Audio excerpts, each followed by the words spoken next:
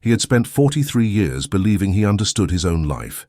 Standing now in front of the house where his uncle had died, keys heavy in his pocket, Robert understood he had been wrong about nearly everything that mattered.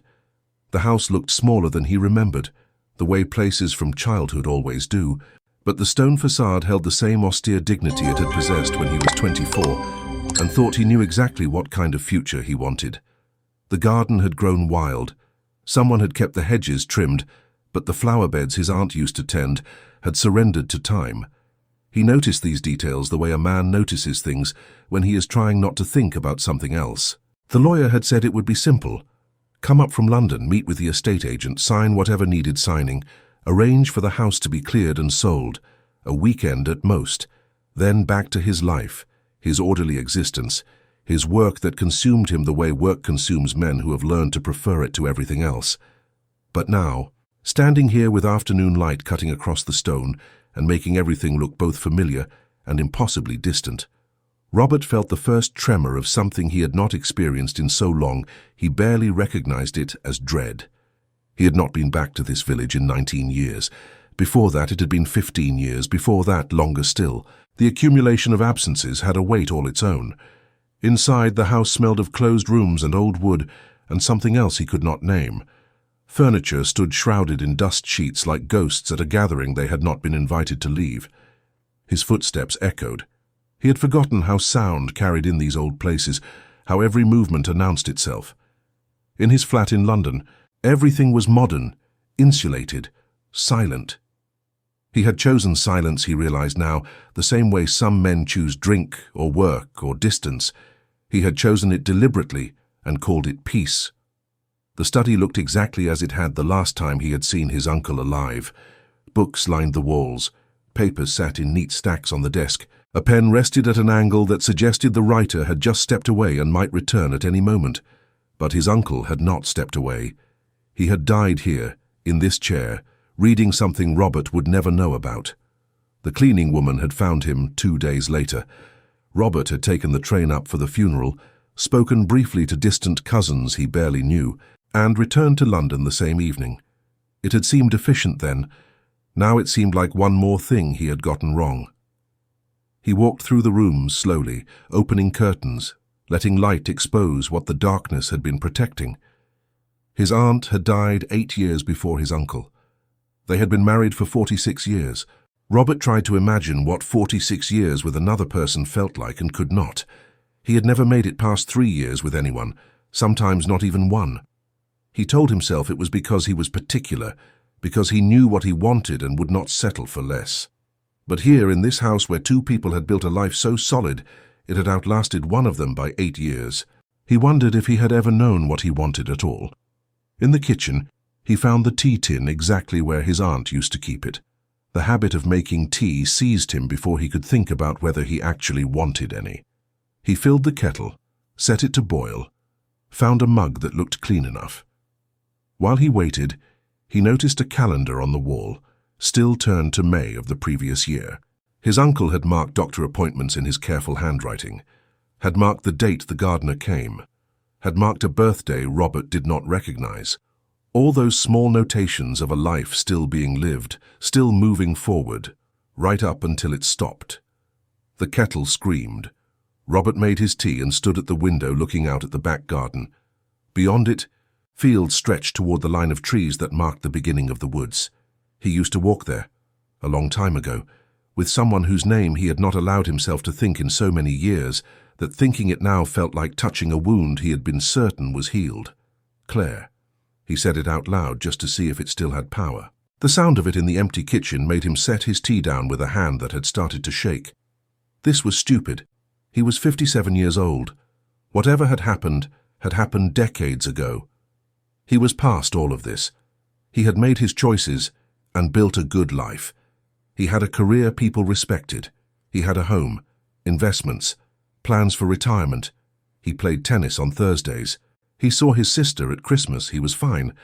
But standing in this kitchen, looking at those woods, Robert knew he was not fine, and perhaps had never been fine since the summer he had come here at 24 and met a woman who worked at the village bookshop and thought, with the casual certainty of a young man who had his whole life ahead of him, that he could always come back, that there was time, that the world was large and he needed to see it before settling down, that love was something you could store away and retrieve later when it was more convenient. He had been such a fool. The tea went cold while he stood there. Eventually he poured it out, washed the mug, set it to dry. Then he did what he had known since arriving he would eventually do, even though every reasonable part of him said it was pointless. He walked upstairs to the guest room where he had stayed that summer, opened his bag, and changed into walking shoes. Then he went out the back door, across the garden, through the gate that still hung crooked the way it had for decades, and into the fields. The path was still there, fainter now, less traveled, but there. He followed it the way his feet remembered, even though his mind had tried to forget. The afternoon light slanted golden across the grass. Somewhere far off, a tractor was working. He could hear sheep, that constant backdrop to rural life that city people find peaceful and country people barely notice. He walked with his hands in his pockets and his eyes on the ground, and his heart doing something painful and irregular in his chest. When he reached the stile at the edge of the woods, he stopped. Here. This was where they used to meet. She would walk from the village, he would walk from his uncle's house, and they would meet here, at this exact spot, and then walk together into the shade of the trees where no one could see them. Not that there was any reason to hide, but there had been something delicious about it, something that made the whole thing feel more real, because it was theirs alone, witnessed by no one. They had walked these woods every day that summer, sometimes talking, sometimes silent. She had shown him where wild strawberries grew, had taught him the names of birds he had never bothered to learn, had told him about the village, about growing up here, about her plans to eventually leave. She wanted to see things too, she said. Wanted to go to university, study literature, maybe teach. She was 21, working at the bookshop to save money, reading everything she could get her hands on. He remembered thinking she was the most alive person he had ever met. He remembered thinking he would come back for her. He remembered promising. Robert climbed over the stile and entered the woods. The light changed immediately, filtered green through leaves, cooler. His feet found the paths they used to take. Here was the fallen oak where they used to sit. Here was the clearing where they had lain in the grass one afternoon, and she had read poetry to him while he watched clouds and thought about how perfect this moment was, and how there would be so many more moments like it, all the time in the world. No rush, no urgency, just this, stretched out ahead of them like an infinite summer. He had left in September, gone back to London, to his job, to his ambitions. He had written for a while, she had written back. Then his letters had come less frequently. Work was busy. He was traveling. There was always something. And her letters had begun to feel like an obligation, a reminder of a life he had moved past. When she wrote to say she had been accepted to university, he had sent congratulations and felt mostly relief. When her letters stopped coming, he told himself it was natural. People moved on. Life happened. What they'd had was lovely, but it was summer romance, nothing more. He was being mature about it, realistic. Years passed. He dated other women, had relationships that felt significant at the time and trivial in retrospect, built his career, bought his flat, became the kind of man who had firm opinions about wine and could discuss politics with confidence and knew how to navigate office dynamics. He thought about Claire sometimes, but in the distant way you think about a book you once enjoyed. Pleasant but finished, part of the past. He had come back once, about 10 years after that summer. Business had brought him to a nearby city and he thought, why not? Just a quick visit to his aunt and uncle, just to see how the place had changed. He had asked after Claire, trying to sound casual. His aunt had paused in pouring tea and said, "Oh, Claire got married a few years back. Lives in Edinburgh now, teaches at a university there. Lovely girl. We miss having her in the village." Robert had smiled and said how nice and felt absolutely nothing. Or told himself he felt nothing. Or felt something so buried under years of deliberate forgetting that it registered as nothing. He had stayed one night and driven back to London the next morning and never returned until now. He sat down on the fallen oak, same spot as always, and put his face in his hands. The woods were quiet except for birds and wind, and the small sounds of a place that had continued existing without him. He thought about all the years that had passed, all the choices that seemed so clear at the time, all the doors he had closed with confidence, certain he was walking towards something better. What had he been walking toward? A career he would retire from in a few years. A flat he lived in alone. Tennis on Thursdays with men who would forget his name the moment he moved away. Christmas with his sister who loved him but did not really know him because he had never let anyone know him since the summer he had known Claire. He had thought he was choosing freedom. He had actually been choosing safety. And he had called it wisdom, had called it maturity, had called it everything except what it was, which was fear. Fear that if he loved someone completely, he might lose them. Fear that if he built a life with another person, that life might not turn out the way he planned. Fear that he might give himself to something and have it not be enough. So instead he had given himself to nothing. And that, he realized now, was worse than any loss could have been. The understanding hit him physically. He leaned forward, elbows on knees, breathing carefully. 57 years old, and only now seeing clearly what should have been obvious all along. He had loved her. Actually loved her. The kind of love that meant building something together, that meant choosing to stay. That meant giving up the illusion of infinite options in favor of this one real thing. And he had walked away from it because he was young and stupid and thought love was something you could have on your terms, in your timing, when it was convenient. By the time he had understood what he had lost, it was already gone. And by the time he might have had the courage to go back and say something, anything, she was married, had built a life without him, had found someone who had not needed years to figure out what Robert had just spent an afternoon in the woods understanding. He sat there until the light began to change, until the golden quality of afternoon shifted toward the cooler tones of evening. Then he stood, brushed off his trousers, and walked back through the woods, over the stile across the fields. The house looked even more isolated in the gathering dusk. He let himself in, turned on lights, made himself eat something from the supplies he had brought. That night, lying in the guest room where he had once slept as a young man full of plans and certainty, Robert allowed himself to think fully about Claire for the first time in decades. Not the careful, controlled version he had permitted before. The real thing. The complete thing. He remembered how she laughed, how she talked about books as if they were living things, how she had looked at him sometimes with an expression he had been too young to read, but which he understood now was someone seeing him more clearly than he saw himself. How she had asked, the last morning before he left, if he would come back. And how he had said yes, of course, but in a tone that even then must have told her what he himself did not yet know. He remembered her last letter, the one he had not answered. She had written about starting university, about feeling excited and scared, about how much she would miss the village and the woods and their afternoons together. She had not asked him to come visit, had not asked him to write more often, had simply signed it with love and her name, and that had been the last he had heard from her directly. He had let it end, had let the silence grow until it became permanent, had told himself he was being kind, letting her move on, giving her space to build her new life. But really, he had been protecting himself. From commitment, from risk, from the terrifying possibility that if he loved her the way she deserved, he might have to change his plans, might have to choose her over ambition, over London, over the future he had been so certain he wanted. Now, decades later, lying in a dark room in a house that would be sold to strangers, Robert understood that he had not changed his plans. He had executed them perfectly. He had built exactly the life he thought he wanted, and it was empty in a way that no amount of professional success or comfortable living could fill. The next morning, he drove into the village. It was Tuesday, market day. The square was full of people and stalls and the kind of casual commerce that had probably happened here for centuries. He walked among the vendors, not buying anything, just looking. At vegetables and cheese and a woman selling jam. At a man with a table full of used books. At the ordinary life of a place that had continued without him. The bookshop was still there. Different name now. He looked in the window but did not go in. What would be the point? She was not there.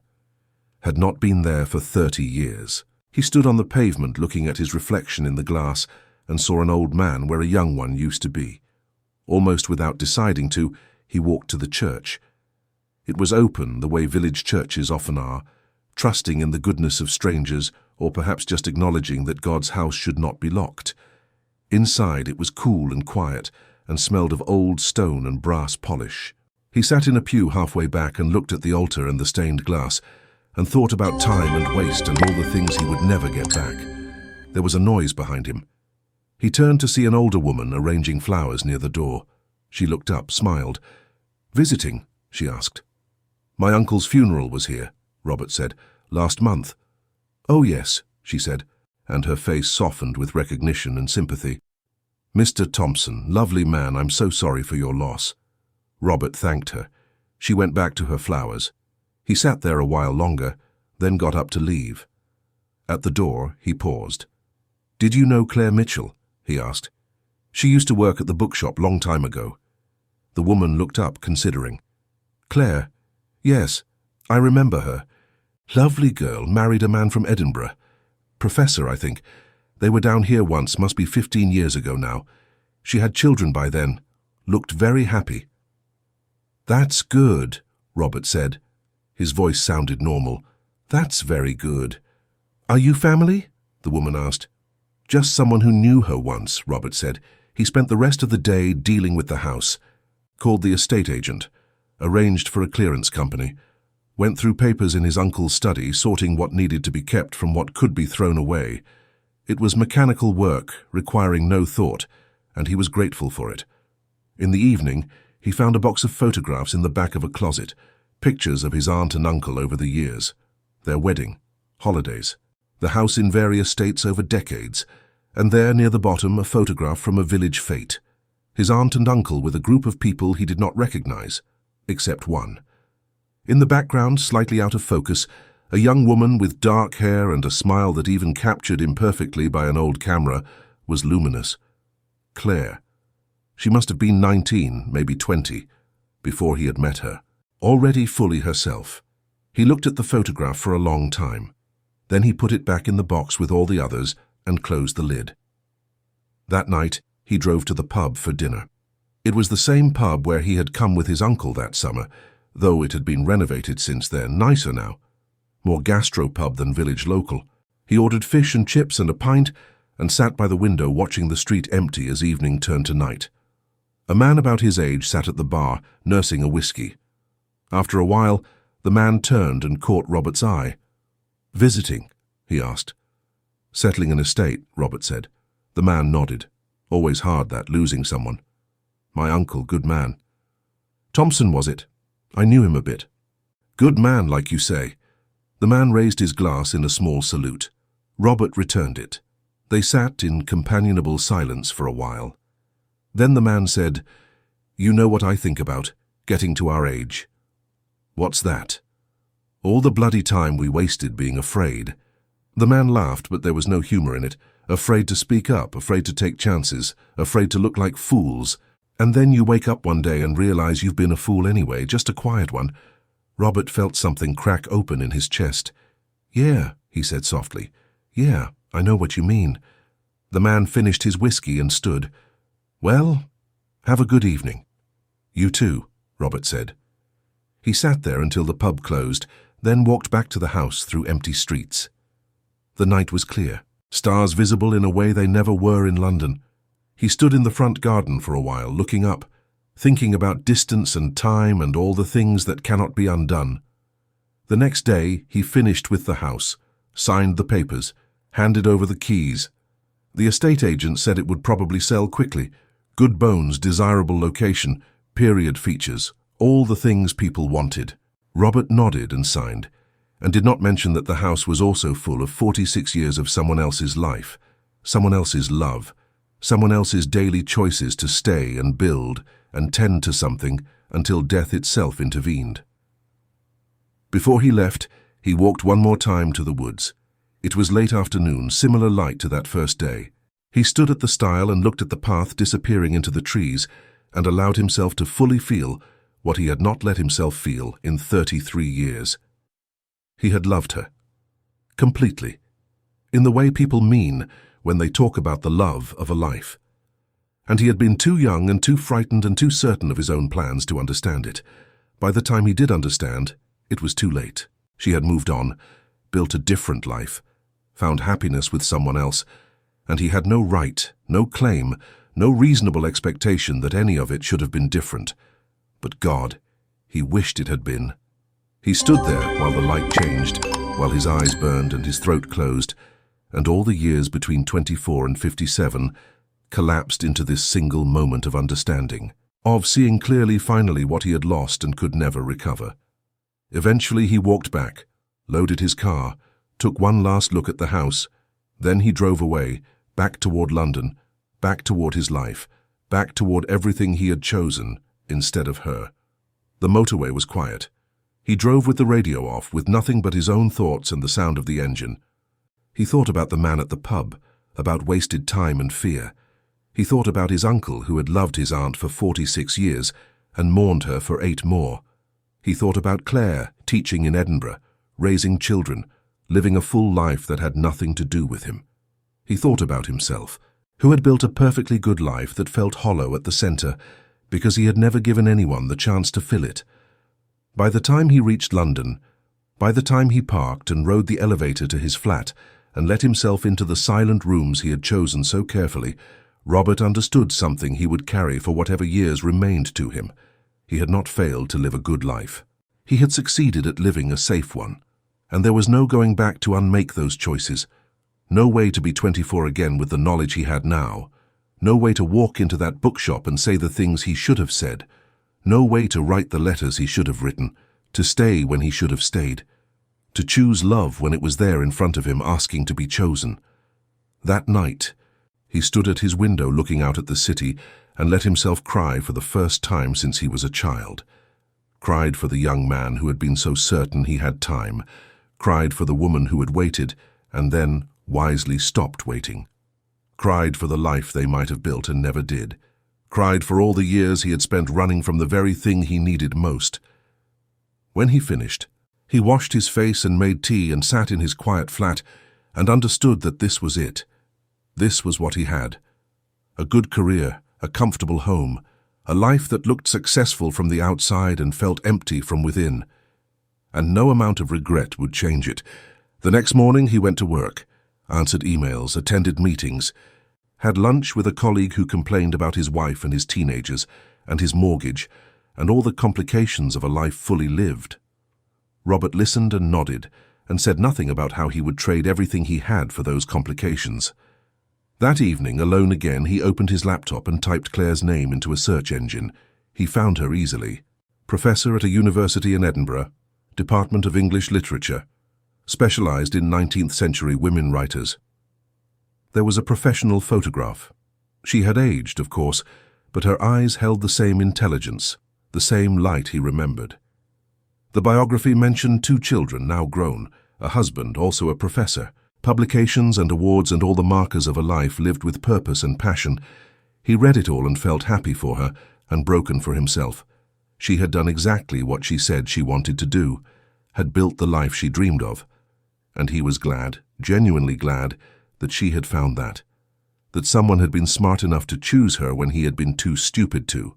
He closed the laptop and sat in the dark and understood that this was his penance.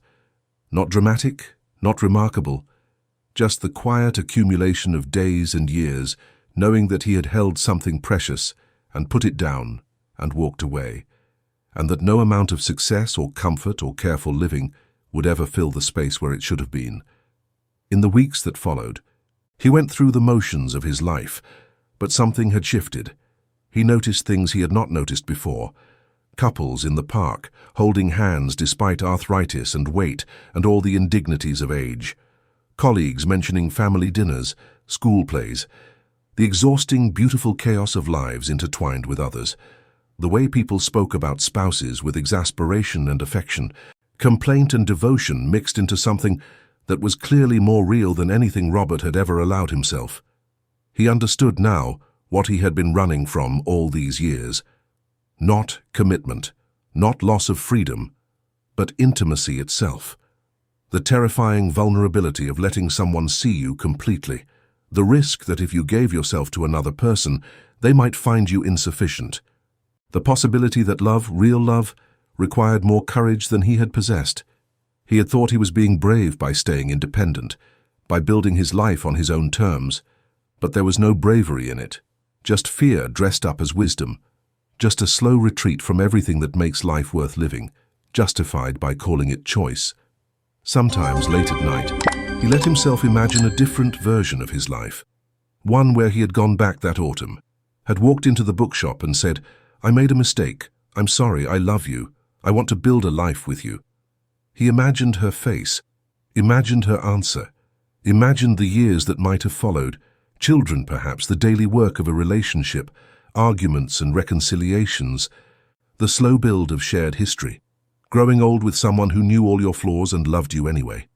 But these imaginings were torture, not comfort, because they only highlighted what was real, the life he actually had, alone, comfortable, safe, empty. One evening, several months after returning from his uncle's house, Robert was walking home from the office when he saw an old man collapsed on the pavement. People were gathered around, someone on a phone calling for help. Robert pushed through and knelt down. The man was conscious but clearly unwell. "My wife," he kept saying, "tell my wife." The ambulance came. The man was loaded in. Robert asked if there was anything he could do. The paramedic said they had the man's information, would contact his family. Robert watched them drive away and stood there on the pavement while people flowed around him. Tell my wife. In crisis. In pain. That was the thought. Not about career or accomplishments or any of it. Just tell my wife. Make sure she knows. Make sure someone tells her. Robert had no one to tell. He walked the rest of the way home slowly and let himself into his flat and stood in the entrance hall and understood with a clarity that was almost physical. He had wasted his life. Not all of it. He had done good work, had been kind when it cost him nothing, had lived ethically by most measures, but he had wasted the parts that mattered. The parts that make a life and not just a series of days accumulated until they stop. That night he wrote a letter, not to send, just to write, to say the things he should have said 33 years ago. Dear Claire, I don't expect you to ever read this. I'm not even sure why I'm writing it, except that I need to say these things even if only to an empty page. I loved you. I know that now. I loved you completely, and I was too young and too stupid to understand it. I thought I had time. I thought I could always come back. I thought love was something that would wait while I figured myself out. I was wrong about everything. You built a beautiful life. I looked you up. I hope that's not creepy. I just needed to know you were happy, and you clearly are. You did everything you said you would do. You became exactly who you said you would become, and I'm proud of you.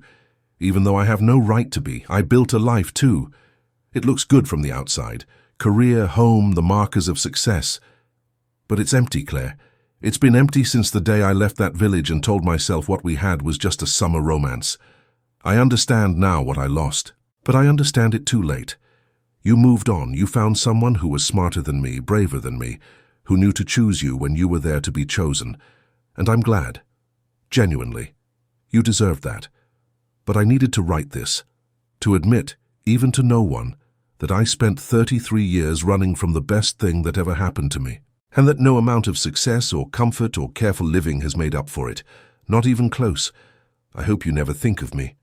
I hope I'm just a footnote in your story, a brief chapter from a summer long ago. I hope you have been completely happy and have never once wondered what might have been different, because I've wondered every day since I was old enough to understand what I lost. Yours, though I have no right to be, Robert. He put the letter in a drawer and never looked at it again. Time passed. He retired from his job with a small ceremony and a decent pension, cleaned out his office, said goodbye to colleagues who promised to stay in touch and mostly didn't.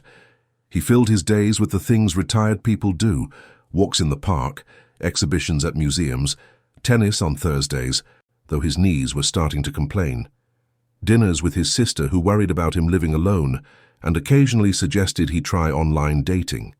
He smiled and said maybe and never did. Years accumulated. He was 60 now, then 62, then 65. Time moved differently when there was no career to structure it, no regular obligations to mark the passing weeks. Days blurred into each other. He was comfortable, healthy mostly, not unhappy exactly, just not anything much at all. One afternoon, walking through a bookshop, he saw a novel by a woman with Claire's last name, Not her. Different first name. But he picked it up anyway and bought it and read it that evening. It was good. A love story about second chances, about people finding each other later in life after years apart. The kind of story that would have seemed sentimental to him once, but now just made him ache. The main characters got their second chance, found their way back to each other, built something real despite all the years and distance and mistakes. It was fiction, of course, written to satisfy.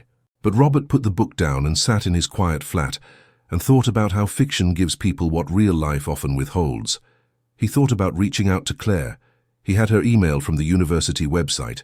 Could write something casual. "I was friends with your family years ago. Just wanted to say hello. See how life has treated you." But what would be the point? To disrupt her life with ghosts from her past? To ease his own conscience by confessing to someone who had moved beyond him decades ago? To ask for forgiveness he had no right to request? No. He had made his choices. She had made hers.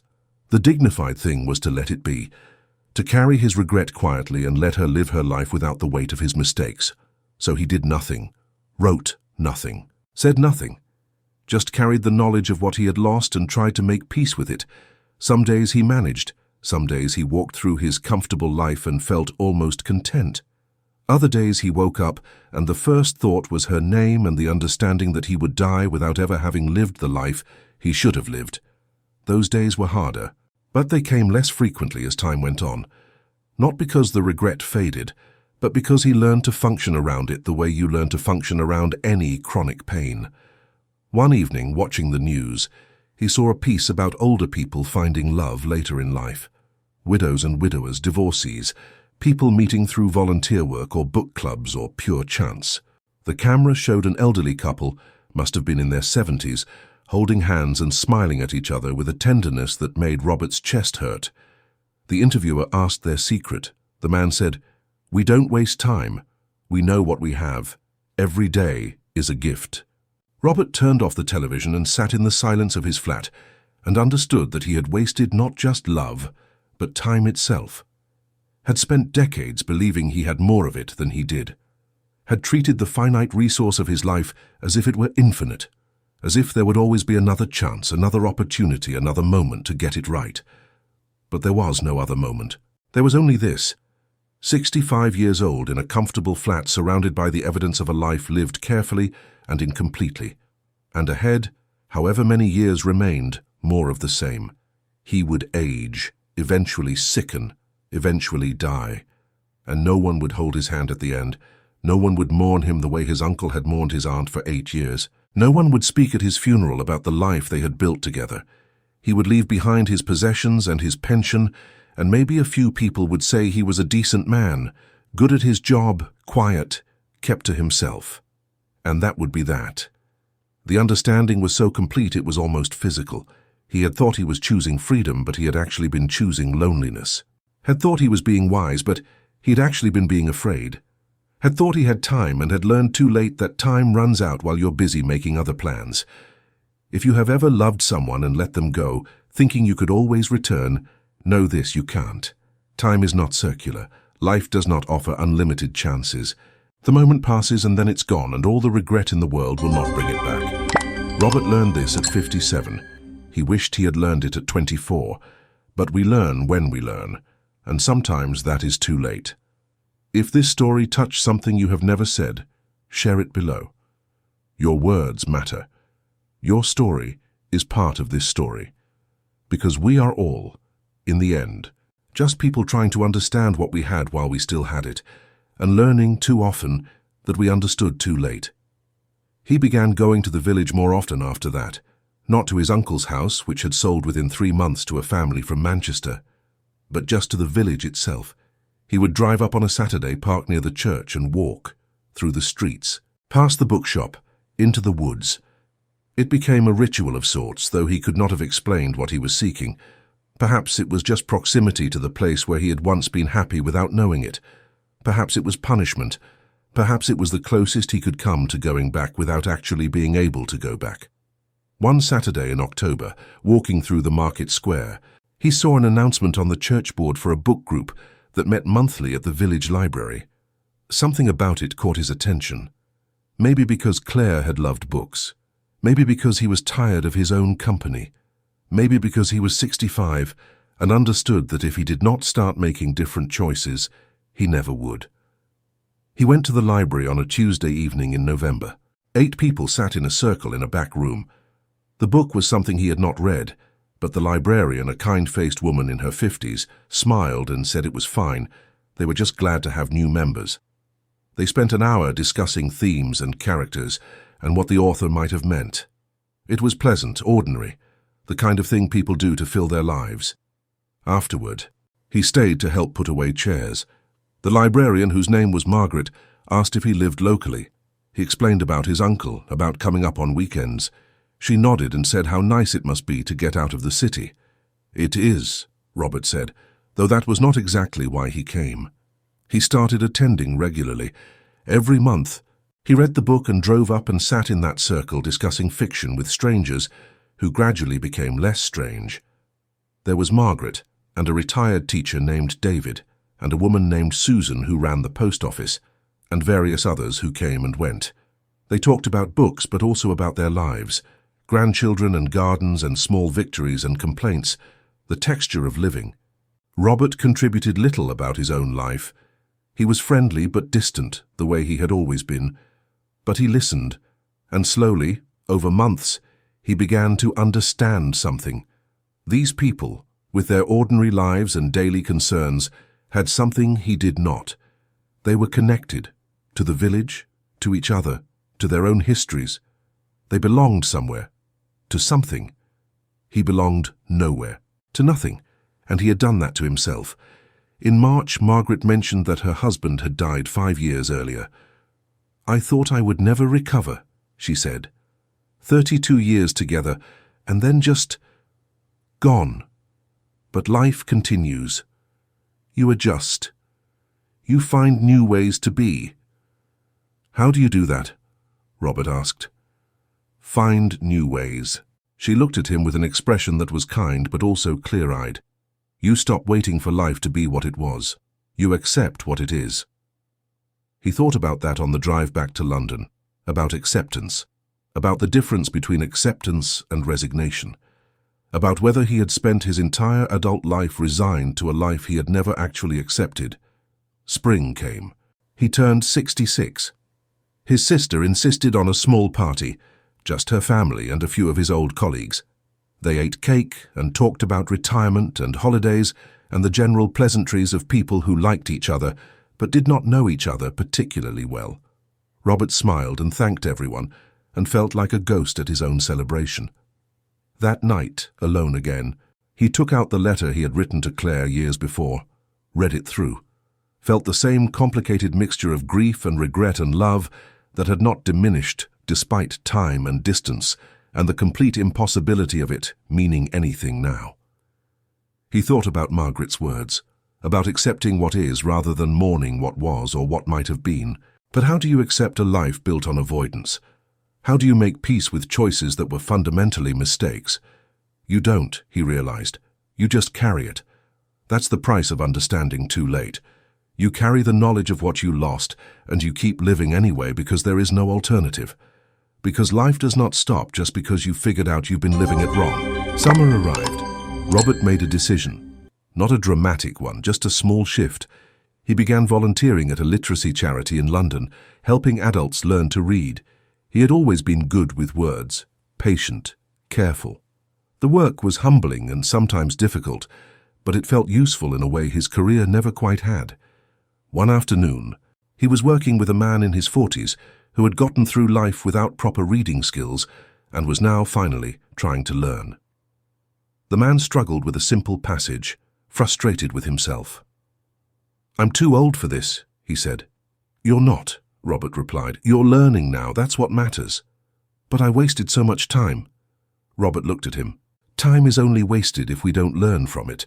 The man nodded, not quite convinced. After he left, Robert sat in the empty room and thought about his own words. Time is only wasted if we don't learn from it. But what had he learned? What had all his understanding brought him except a clearer view of his own mistakes? He learned, he supposed, that love is not something you can save for later. That people are not paused versions of themselves, waiting for you to be ready. That courage is required not just for grand gestures, but for the small daily choice to be vulnerable, to risk, to give yourself to something that might not work out. He learned that you can have everything the world tells you to want and still be profoundly lonely. That success is not the same as fulfillment. That a comfortable life is not the same as a good life. He learned that by the time you're old enough to really understand these things, you're often too old to do much about them. But perhaps that was the point. Perhaps the learning itself was what mattered, even if it came too late to change anything. Perhaps he was meant to understand, in this last phase of life, what he had missed, so that he could at least die with clarity, rather than the comfortable delusion he had lived in for decades. Autumn came again. Robert found himself back at the stile where he and Claire used to meet. It was a Sunday afternoon, warm light slanting through trees beginning to turn. He had not planned to come here, had driven up to the village for the book group and then just kept going. Following paths his feet remembered better than his mind, he stood there a long time looking at the woods, remembering afternoons that felt both impossibly distant and achingly present. He was 66. She would be 63 now. Both of them on the far side of middle age, closer to the end than the beginning, both of them carrying lives that had gone on without each other. He wondered if she ever thought about him. Probably not. Why would she? He had been a brief chapter in her youth, someone who had promised things he did not keep. She had moved on wisely and built a real life with someone who showed up. That was how it should be. That was the right ending for her, but it was not the right ending for him. He understood that now. Not because he deserved her or had any claim to her, but because he had never allowed himself a right ending with anyone, had spent his entire life closing doors before anyone could close them on him, had called it independence and thought it was strength when really it was just fear wearing a sophisticated disguise. A woman came walking up the path from the village. She had a dog with her, a border collie who ran ahead and then circled back. She nodded to Robert as she approached. "Lovely day," she said. "Yes," Robert agreed. She passed by and continued into the woods. Robert watched her go and felt the weight of ordinariness, of life just happening, continuing. People and dogs and autumn afternoons proceeding regardless of personal grief or regret, or understanding that comes too late. He drove back to London as evening fell. The motorway was busy, people returning from weekends away, from visits with family, from lives that involved other people and places and connections. Robert drove with the radio on this time, letting other voices fill the car so he did not have to listen to his own thoughts. Back in his flat, he made dinner and ate it standing at the kitchen counter, looking out at the city lights. He thought about time, about how much he had left. 10 years, 20 if he was lucky and health held. Whatever remained, it would be lived with this understanding, that he had loved once, truly, and had been too foolish to recognize it, that he had spent his life running from intimacy and calling it wisdom, that by the time he understood what mattered, the opportunity to have it was gone. This was his burden, not dramatic or notable, just the quiet accumulation of regret that would be his companion until the end. But perhaps, he thought, that was its own kind of honesty. At least he saw clearly now. At least he was not lying to himself anymore about what kind of life he had chosen and what it had cost him. There was dignity in that, if nothing else, in facing the truth of yourself, even when the truth is painful. Winter came. Robert's 67th birthday passed quietly. His sister called. A few colleagues sent cards. The literacy charity gave him a small celebration. He was touched by the kindness of it, but also aware of the gulf between what they saw, a pleasant older man, generous with his time, and what he knew himself to be, which was someone who had learned everything important far too late to matter. In January, Margaret called to say she was stepping down from running the book group. Her daughter had had a baby, and she wanted to spend more time in Bristol helping out. Would Robert consider taking over? It would just be coordinating monthly meetings, choosing books, that sort of thing. Nothing too demanding. Robert hesitated, then said yes. Why not? It would give him something to do, some place to be. A small way to contribute, even if it changed nothing about the fundamental emptiness of his life. He ran his first meeting in February. The group was smaller that month, just 5 people because of weather and illness. But they had a good discussion. Afterward, Susan from the post office lingered, helping him tidy up. "Margaret made a good choice, Ma," she said. "You're patient, kind. Those are good qualities in a facilitator." "Thank you," Robert said. "Are you married?" she asked, then immediately looked embarrassed. "Sorry, that's terribly forward. I just wondered. You seem like you've been on your own a long time." "I have," Robert said. "Never married." "By choice?" He thought about that. "I suppose. Though not a choice I understood I was making at the time." Susan nodded. "We do that sometimes. Make choices without realizing what we're choosing." After she left, Robert locked up the library and walked to his car. The night was cold and clear, stars visible again the way they never were in London. He stood in the car park looking up and thought about choices and understanding, and the difference between them. Spring came slowly that year. Robert continued with the book group, with his volunteering, with the small routines of his life. He was not happy exactly, but he was occupied. And occupation, he had learned, was sometimes the best you could hope for when happiness was no longer available. In March, the book group read a novel about a man who spent his life chasing success, only to realize at the end that he had missed what mattered. The discussion that evening was quieter than usual, more reflective. David, the retired teacher, said, "The tragedy isn't that he realizes too late. The tragedy is how common it is. How many of us live like that?" Everyone was quiet. Then Susan said, "But he does realize. That counts for something." "Does it?" another member asked. "What good is realization if you can't do anything about it?" "It's honest," Robert heard himself say. Everyone looked at him. He felt his face warm but continued. "I mean, it's better to see clearly even if you don't like what you see, better than living in delusion." "Is it?" David asked, not unkindly. "I'm not sure. Sometimes I think delusion is kinder." Robert thought about that for the rest of the evening and into the night as he drove home. Was delusion kinder?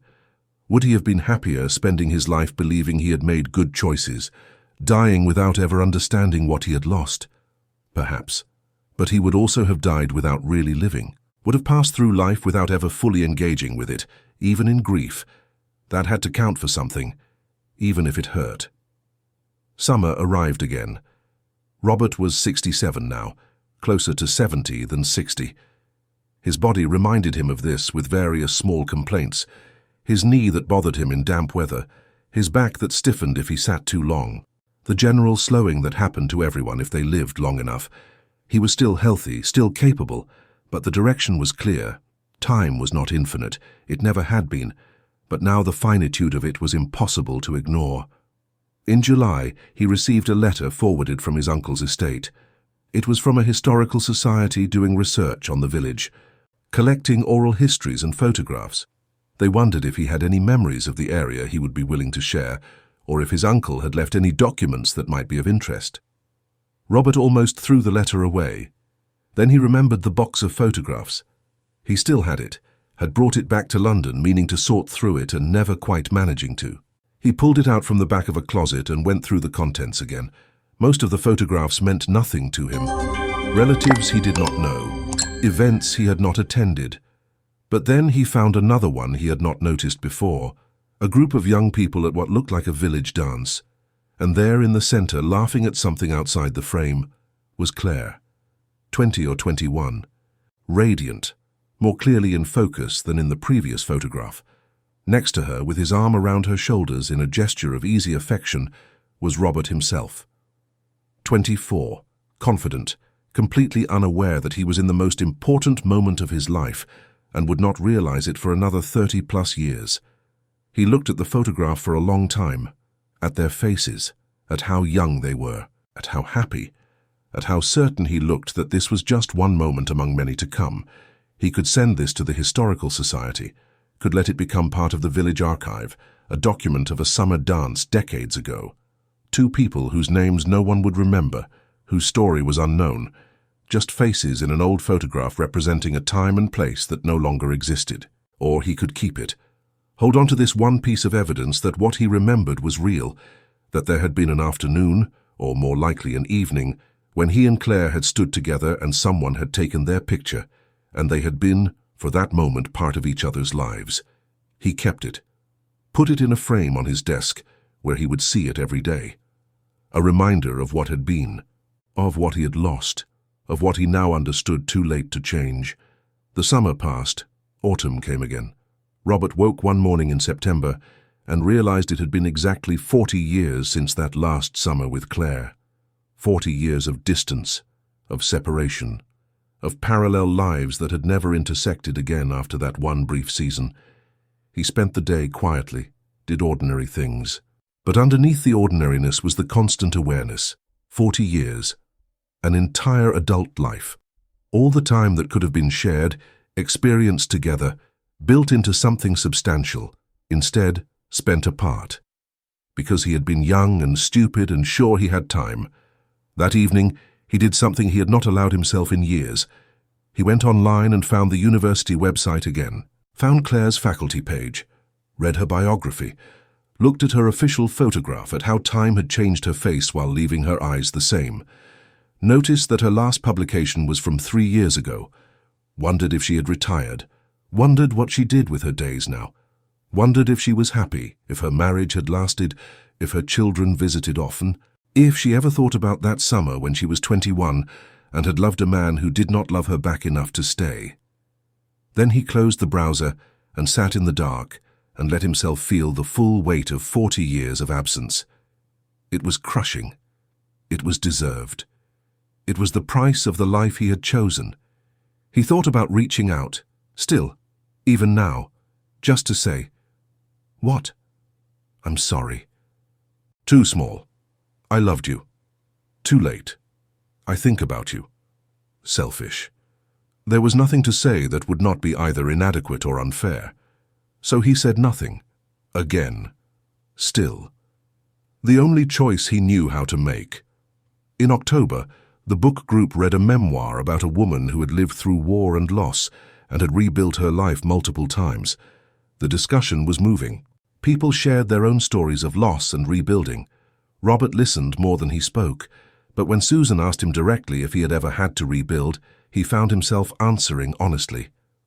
"I never had to," he said. "I kept my life small enough that there was never anything large enough to break. I thought that was wisdom. I was wrong." The room was quiet. Then David said, "It's not too late, you know, to build something even now." Robert smiled, though it hurt. Some things you can only build when you're young, when you still have time to make mistakes and recover from them. "I don't believe that," Susan said. "Look at Margaret. She rebuilt her whole life after her husband died at 63.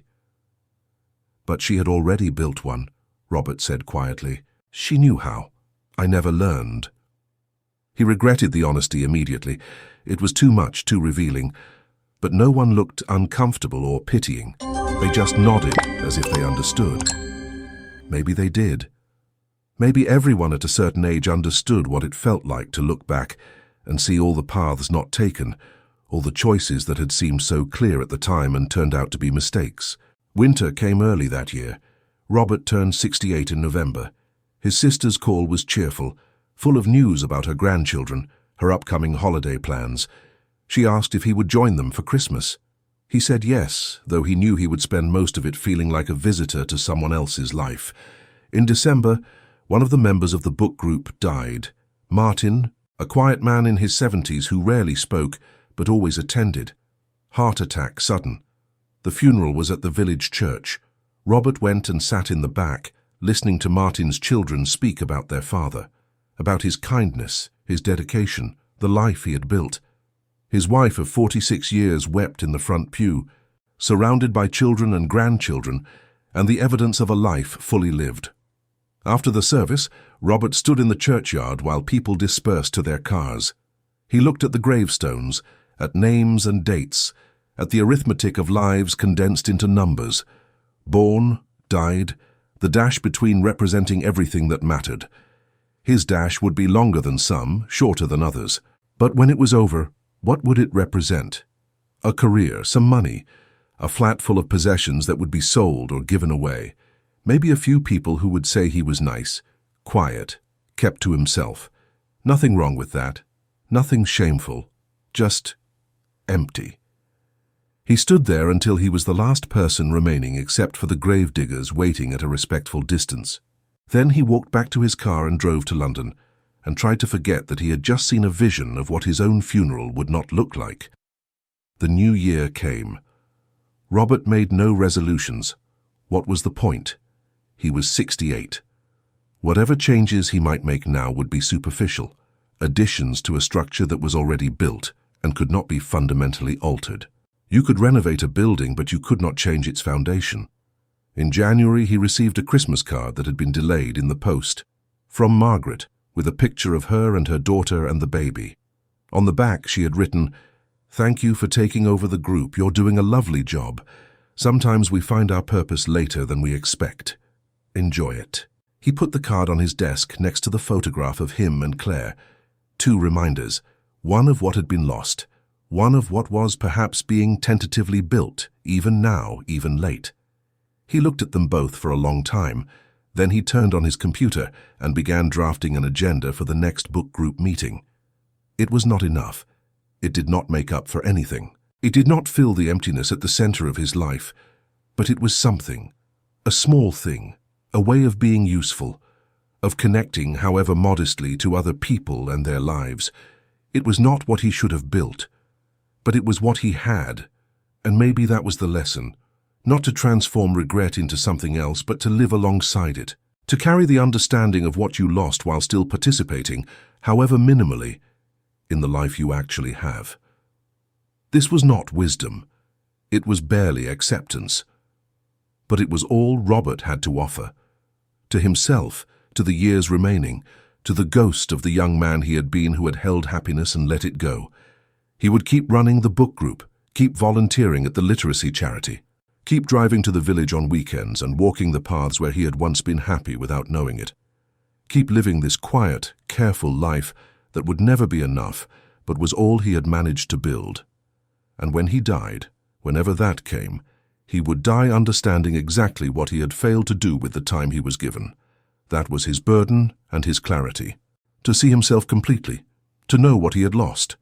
To accept that understanding, even when it comes, does not change the past or redeem the mistakes. It just makes them visible, and you carry that visibility until the end. If you recognize something in this story, the love you walked away from, the choice you regret, the understanding that came too late, know that you are not alone. We are all learning what matters while time runs out. Some of us learn early enough to do something about it. Others learn after the doors have closed. But we all learn, eventually. And that learning, painful as it is perhaps the only honest thing we can offer to the years we have left.